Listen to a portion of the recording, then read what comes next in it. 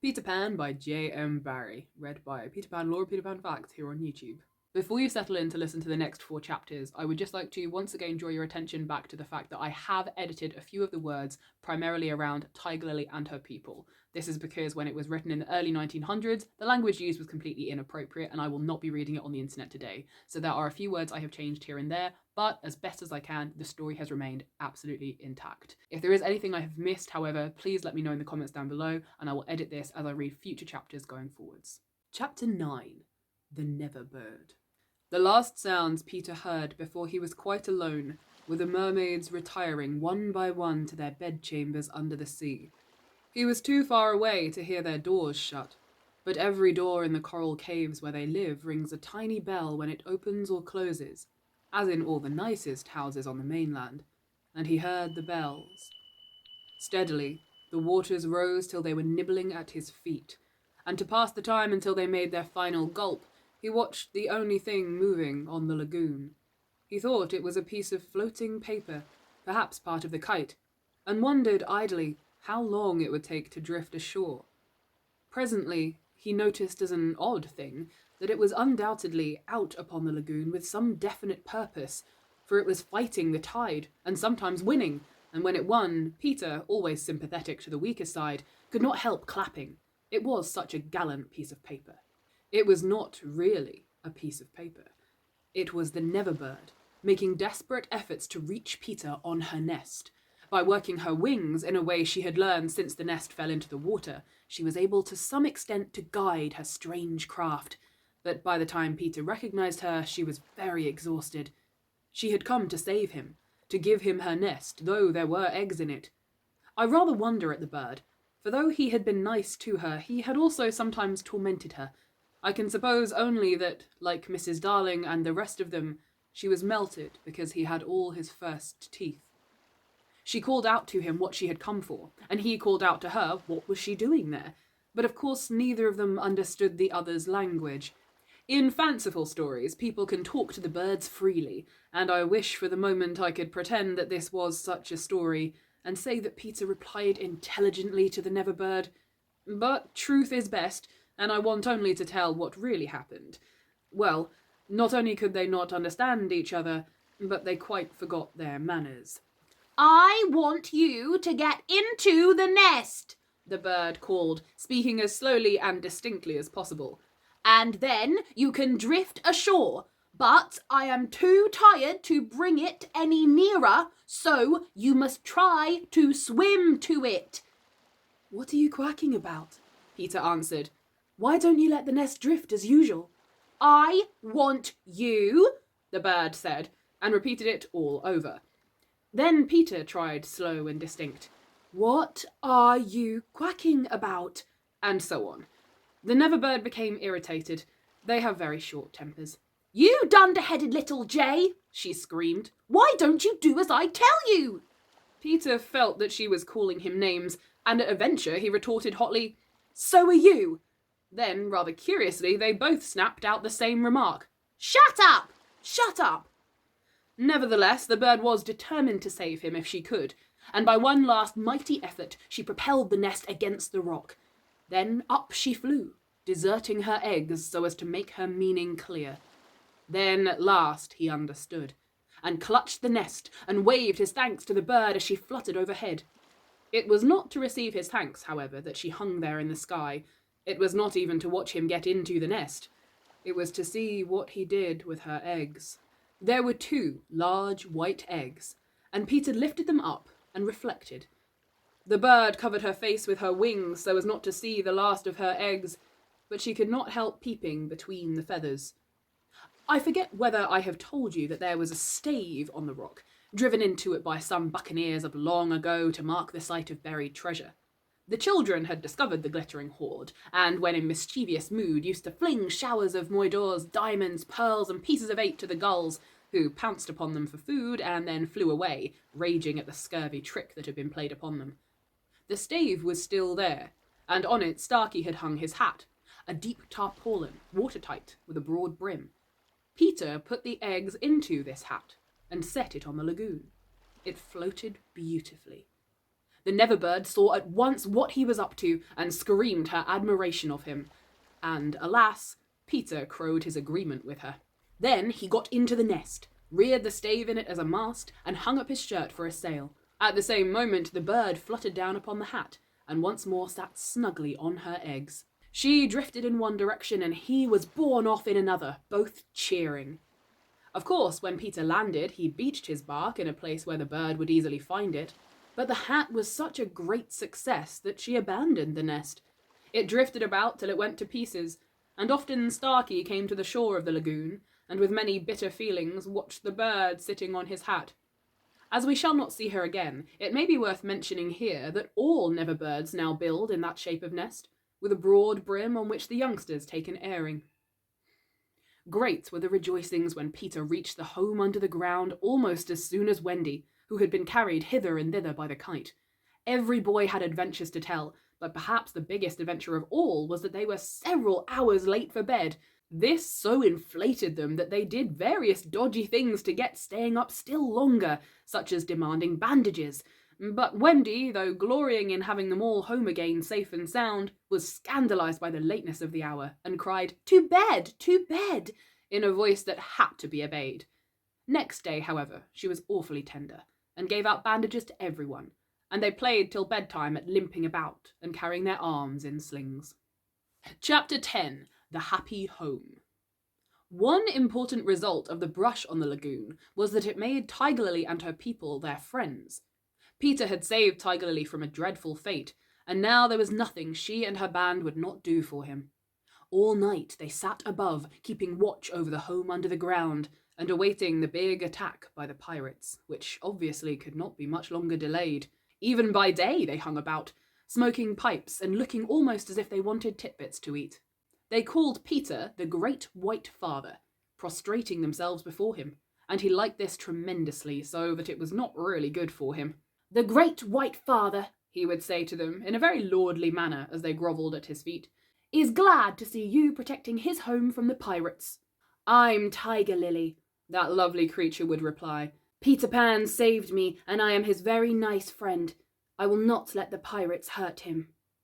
She was far too pretty to cringe in this way, but Peter thought it his due, and he would answer condescendingly, "It is good. Peter Pan has spoken." Always when he said, "Peter Pan has spoken," it meant that they must now shut up, and they accepted it humbly in that spirit, but they were by no means so respectful to the other boys, whom they looked upon as just ordinary people. They said "how do" to them, and things like that. And what annoyed the boys was that Peter seemed to think this all right. Secretly, Wendy sympathised with them a little, but she was far too loyal a housewife to listen to any complaints against father. "Father knows best," she always said, whatever her private opinion might be. Her private opinion was that Tiger Lily and her people should not call her squaw. We have now reached the evening that was to be known among them as the Night of Nights, because of its adventures and their upshot. The day, as if quietly gathering its forces, had been almost uneventful, and now Tiger Lily and her people in their blankets were at their posts above, while below the children were having their evening meal, all except Peter, who had gone out to get the time. The way you got the time on the island was to find the crocodile, and then stay near her till the clock struck. This meal happened to be a make-believe tea, and they sat round the board guzzling in their greed, and really, what with their chatter and recriminations, the noise, as Wendy said, was positively deafening. To be sure, she did not mind the noise, but she simply would not have them grabbing things, and then excusing themselves by saying that Tootles had pushed their elbow. There was a fixed rule that they must never hit back at meals, but should refer the matter of dispute to Wendy by raising the right arm politely and saying, "I complain of so-and-so," but what usually happened was that they forgot to do this, or did it too much. "Silence!" cried Wendy, when for the 20th time she had told them that they were not to all speak at once.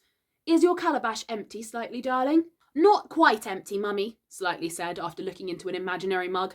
"He hasn't even begun to drink his milk," Nibs interposed. This was telling, and Slightly seized his chance. "I complain of Nibs," he cried promptly. John, however, had held his hand up first. "Well, John, may I sit in Peter's chair as he is not here?" "Sit in Father's chair, John?"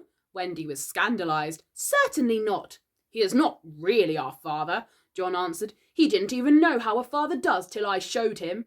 This was grumbling. "We complain of John!" cried the twins. Tootles held up his hand. He was so much the humblest of them. Indeed, he was the only humble one, that Wendy was specially gentle with him. "I don't suppose," Tootles said diffidently, "that I could be father." "No, Tootles." Once Tootles began, which was not very often, he had a silly way of going on. "As I can't be father," he said heavily, "I don't suppose, Michael, you would let me be baby." "No, I won't," Michael rapped out. He was already in his basket. "As I can't be baby," Tootles said, getting heavier and heavier, "do you think I could be a twin?" "No, indeed," replied the twins. "It is awfully difficult to be a twin." "As I can't be anything important," said Tootles, "would any of you like to see me do a trick?" "No," they all replied. Then at last he stopped. "I hadn't really any hope," he said. The hateful telling broke out again. "Slightly is coughing on the table." The twins began with mamey apples. "Curly is taking both tapper rolls and yams." "Nibs is speaking with his mouth full." "I complain of the twins." "I complain of Curly." "I complain of Nibs." Oh dear, cried Wendy. "I am sure I sometimes think that children are more trouble than they are worth." She told them to clear away and sat down to her work basket. A heavy load of stockings and every knee with a hole in it, as usual. "Wendy," remonstrated Michael, "I am too big for a cradle." "I must have somebody in a cradle," she said, almost tartly. "And you are the littlest. A cradle is such a nice homely thing to have about a house." While she sewed, they played around her. Such a group of happy faces and dancing limbs lit up by that romantic fire. It had become a very familiar scene, this, in the home under the ground, but we are looking on it for the last time. There was a step above, and Wendy, you may be sure, was the first to recognise it.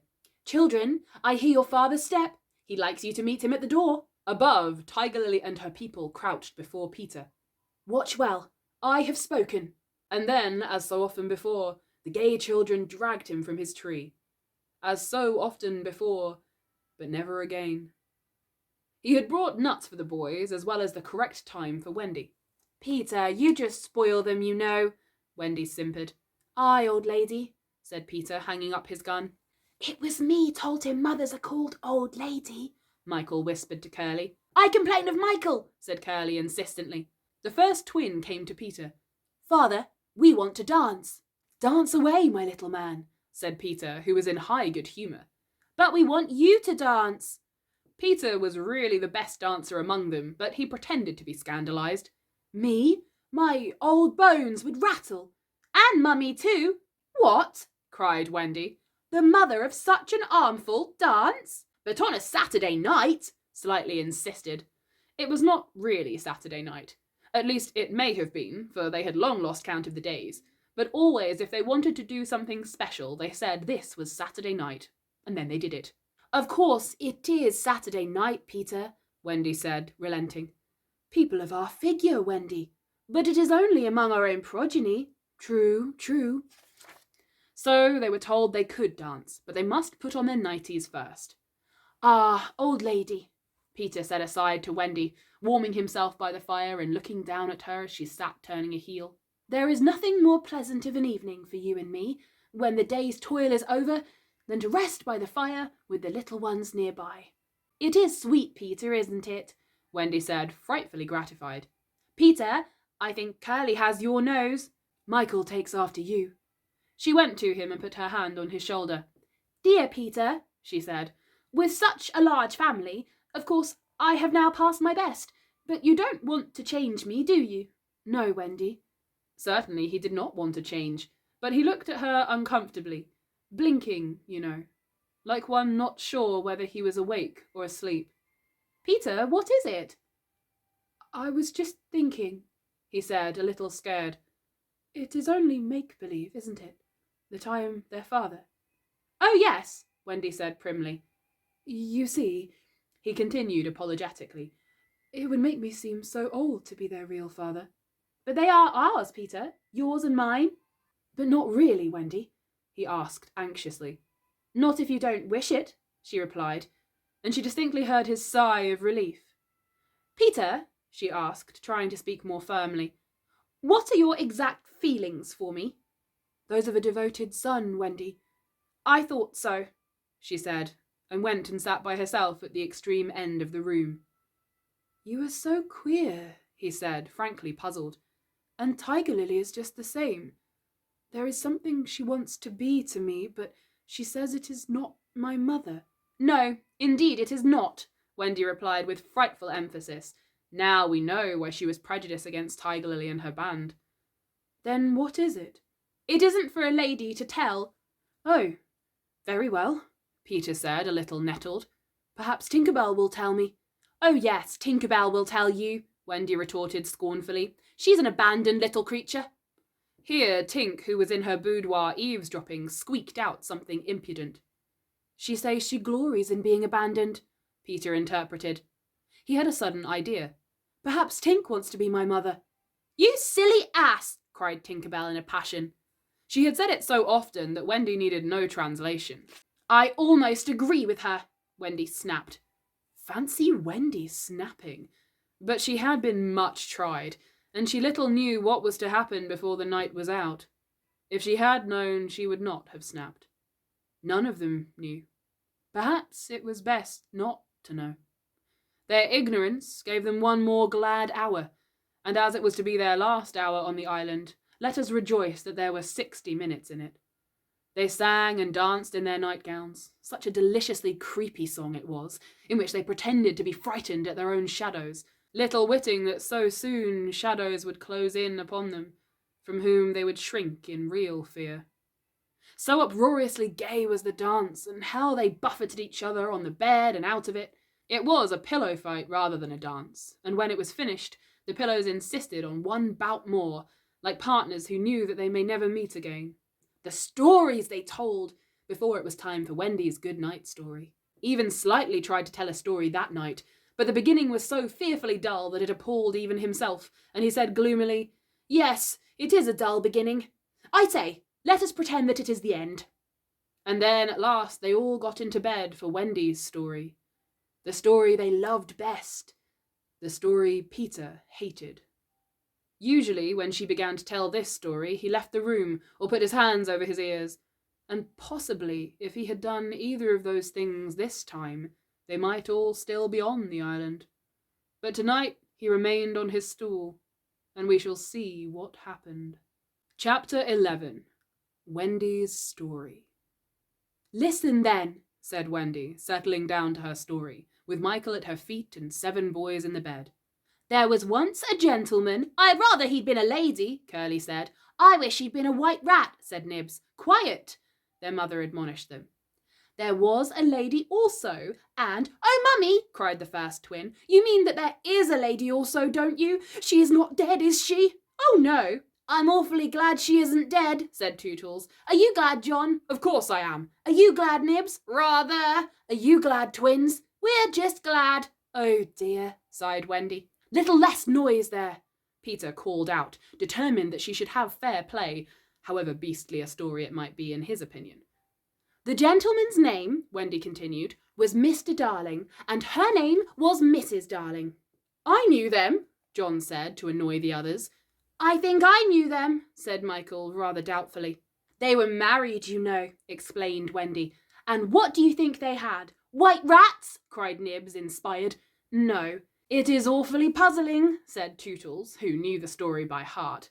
Quiet, Tootles. They had 3 descendants. What is descendants? Well, you are one, twin. Do you hear that, John? I'm a descendant. Descendants are only children, said John. Oh dear, sighed Wendy. Now, these 3 children had a faithful nurse called Nana, but Mr. Darling was angry with her and chained her up in the yard, and so all the children flew away. It's an awfully good story, said Nibs. They flew away, Wendy continued, to the Neverland, where the lost children are.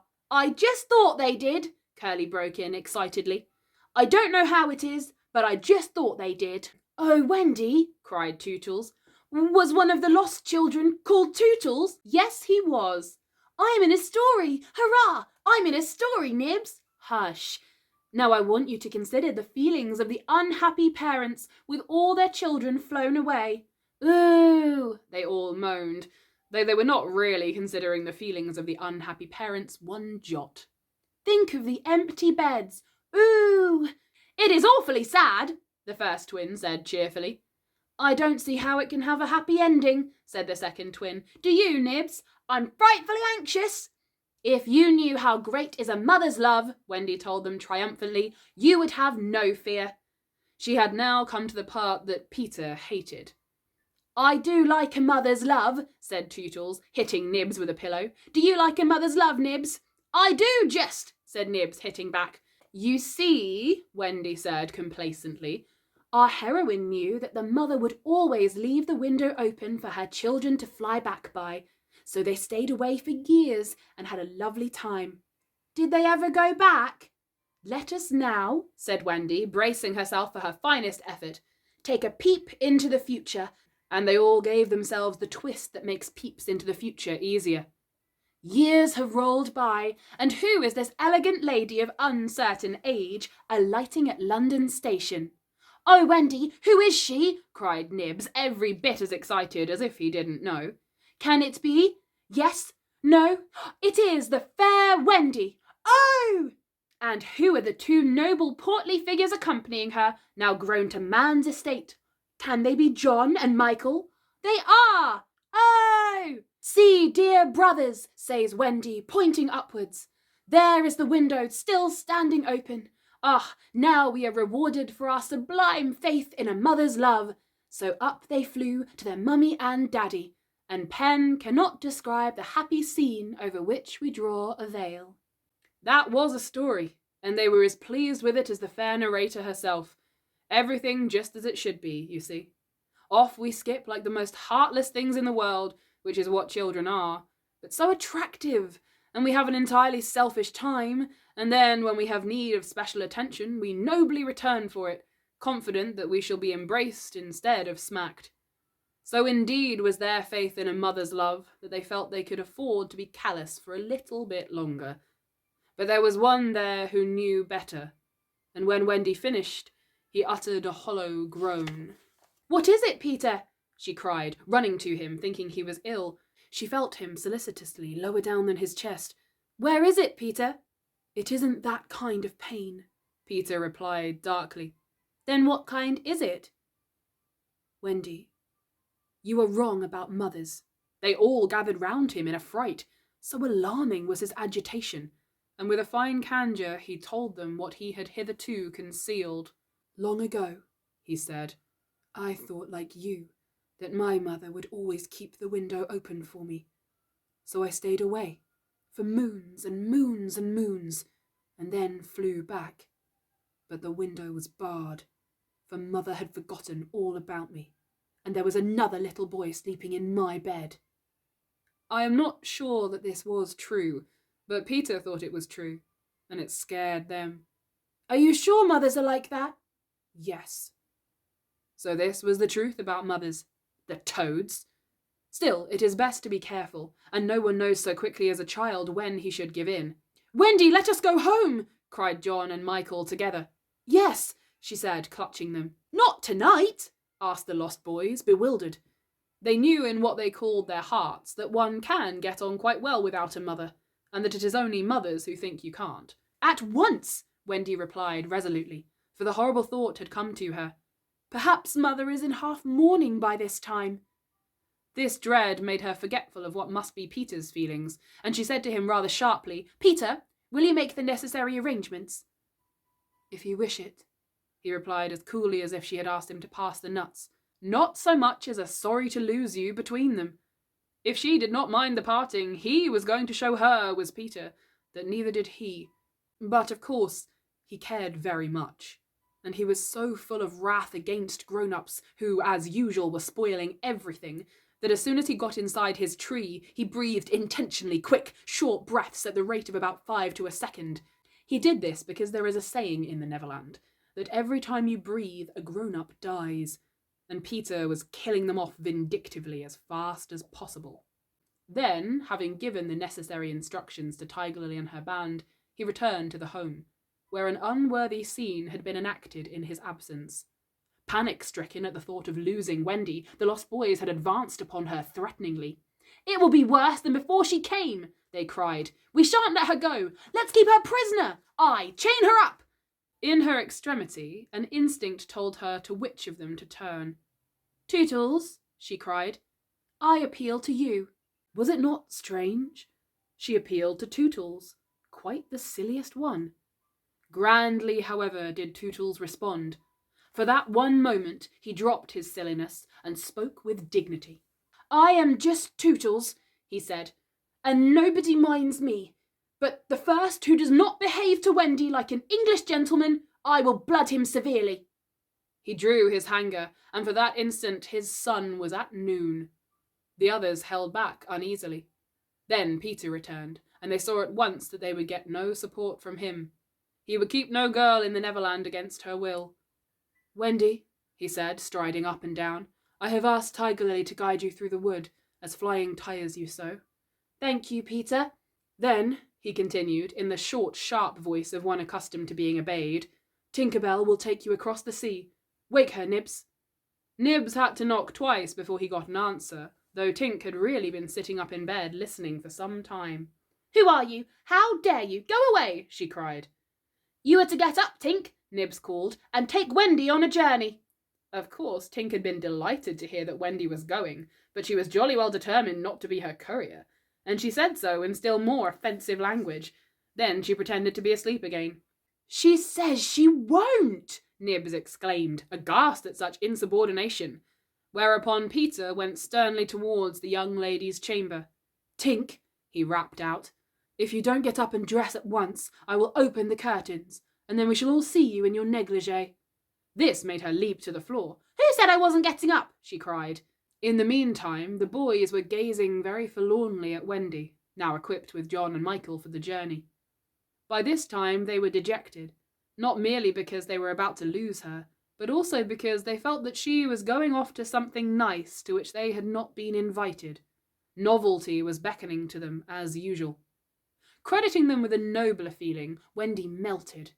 Dear ones, she said, if you will all come with me, I feel almost sure I can get my mother and father to adopt you. The invitation was meant specially for Peter, but each of the boys was thinking exclusively of himself, and at once they jumped with joy. But won't they think us rather a handful? Nibs asked in the middle of his jump. Oh no, said Wendy rapidly, thinking it out. It will only mean having a few beds in the drawing room. They can be hidden behind screens on first Thursdays. Peter, can we go? They all cried imploringly. They took it for granted that if they went, he would go also. But really they scarcely cared.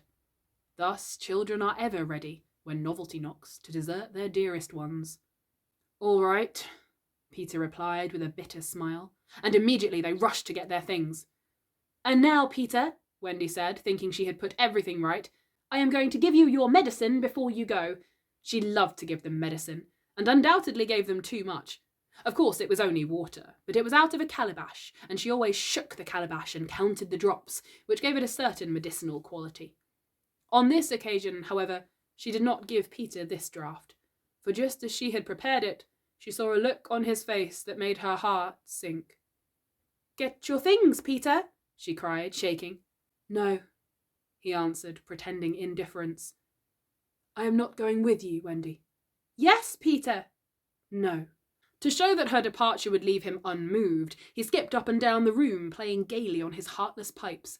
She had to run about after him, though it was rather undignified. To find your mother? She coaxed. Now, if Peter had ever quite had a mother, he no longer missed her.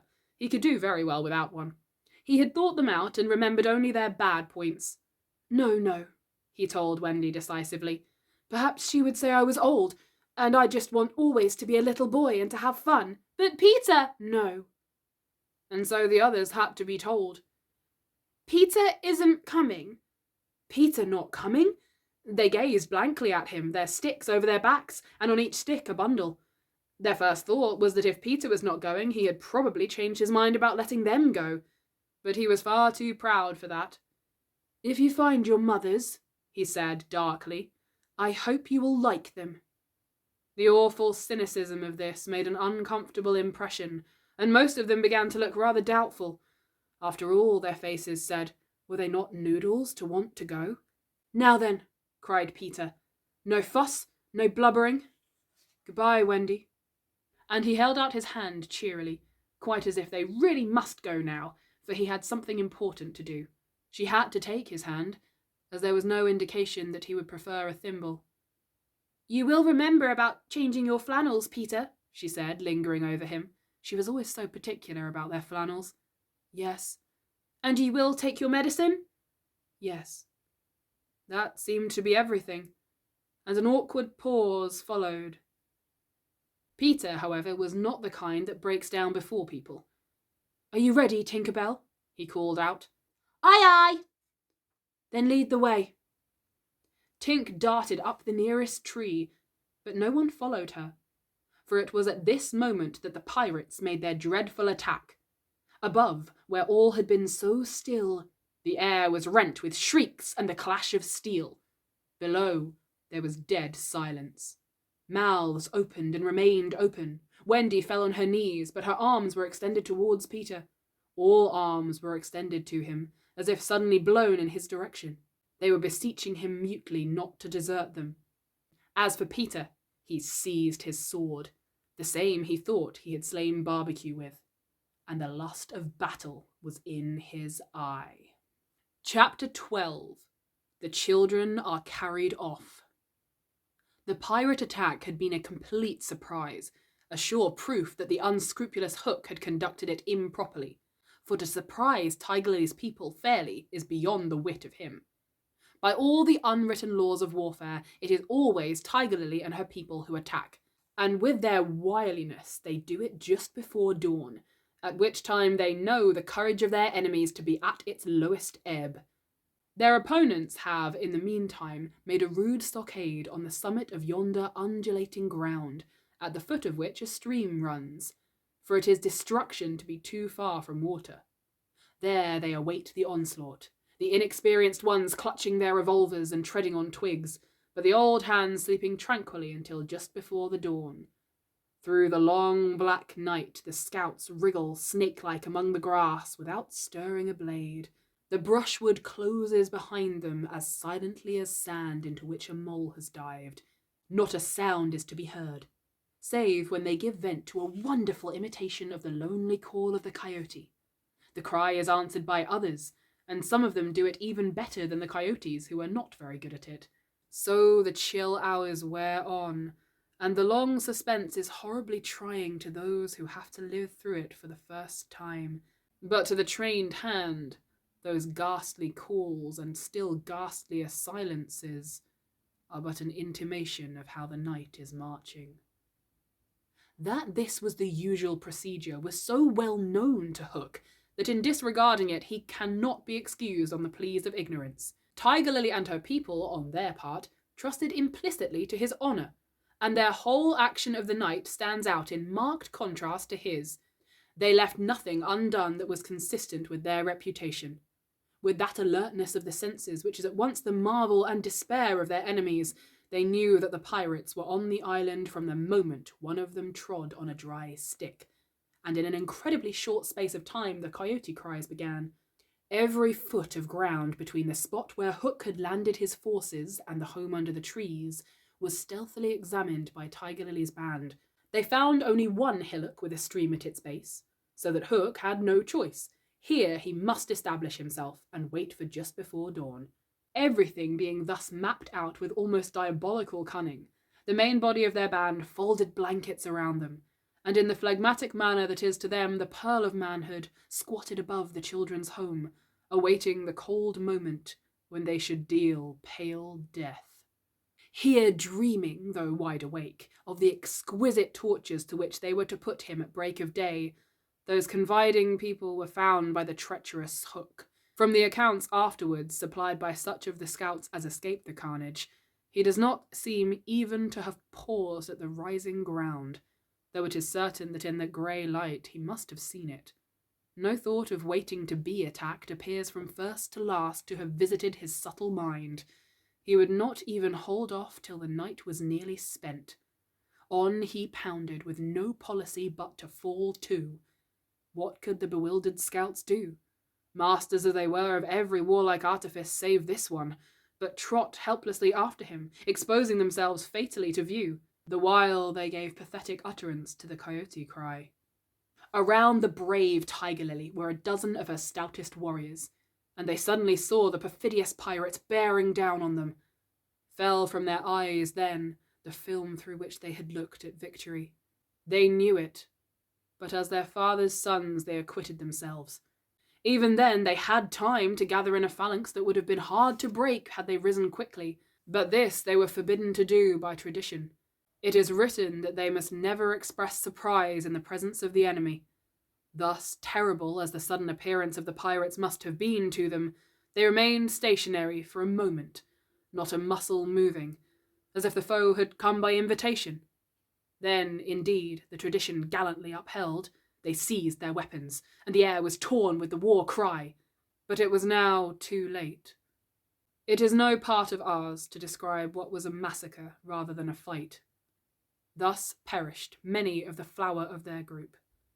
Not all unavenged did they die, for with Lean Wolf fell Alf Mason to disturb the Spanish Main no more, and among others who bit the dust were Geo, Scowry, and Chas, Turley, and the Alsatian Fogarty.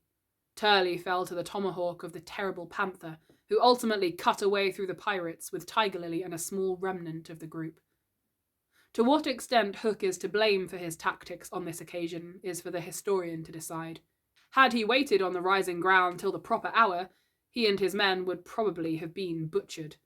And in judging him, it is only fair to take this into account. What he should perhaps have done was to acquaint his opponents that he proposed to follow a new method. On the other hand, this, as destroying the element of surprise, would have made his strategy of no avail, so that the whole question is beset with difficulties. One cannot at least withhold a reluctant admiration for the wit that had conceived so bold a scheme, and the fell genius with which it was carried out. What were his own feelings about himself at that triumphant moment? Fain would his dogs have known, as breathing heavily and wiping their cutlasses, they gathered at a discreet distance from his hook, and squinted through their ferret eyes at this extraordinary man. Elation must have been in his heart, but his face did not reflect it. Ever a dark and solitary enigma, he stood aloof from his followers in spirit as in substance. The night's work was not yet over, for it was not Tiger Lily's band that he had come out to destroy. They were but the bees to be smoked, so that he should get at the honey. It was Pan he wanted. Pan and Wendy and their band, but chiefly Pan. Peter was such a small boy that one tends to wonder at the man's hatred of him. True, he had flung Hook's arm to the crocodile, but even this, and the increased insecurity of life to which it led, owing to the crocodile's pertinency, hardly account for a vindictiveness so relentless and malignant. The truth is that there was a something about Peter which goaded the pirate captain to frenzy. It was not his courage, it was not his engaging appearance, it was not... There is no beating about the bush, for we know quite well what it was, and have got to tell. It was Peter's cockiness. This had got on Hook's nerves. It made his iron claw twitch, and at night it disturbed him like an insect. While Peter lived, the tortured man felt that he was a lion in a cage into which a sparrow had come. The question now was how to get down the trees, or how to get his dogs down. He ran his greedy eyes over them, searching for the thinnest ones. They wriggled uncomfortably, for they knew that he would not scruple to ram them down with poles. In the meantime, what of the boys? We have seen them at the first clang of weapons, turned as it were into stone figures, open-mouthed, all appealing with outstretched arms to Peter. And we return to them as their mouths close and their arms fall to their sides. The pandemonium above has ceased, almost as suddenly as it arose, passed like a fierce gust of wind. But they know that in the passing it has determined their fate. Which side has won? The pirates, listening avidly at the mouths of the trees, heard the question put by every boy, and alas, they also heard Peter's answer. "If Tiger Lily and her people have won," he said, "they will beat the tom-tom. It is always their sign of victory." Now Smee had found the tom-tom and was at that moment sitting on it. "You will never hear the tom-tom again," he muttered, but inaudibly, of course, for strict silence had been enjoined. To his amazement, Hook signed to him to beat the tom-tom, and slowly there came to Smee an understanding of the dreadful wickedness of the order. Never, probably, had this simple man admired Hook so much. Twice Smee beat upon the instrument, and then stopped to listen gleefully. "The tom-tom!" the miscreants heard Peter cry. "Tiger Lily's victory!" The doomed children answered with a cheer that was music to the black hearts above, and almost immediately they repeated their goodbyes to Peter. This puzzled the pirates, but all their other feelings were swallowed by a base delight that the enemy were about to come up the trees. They smirked at each other and rubbed their hands. Rapidly and silently Hook gave his orders, 1 man to each tree, and the others to arrange themselves in a line 2 yards apart.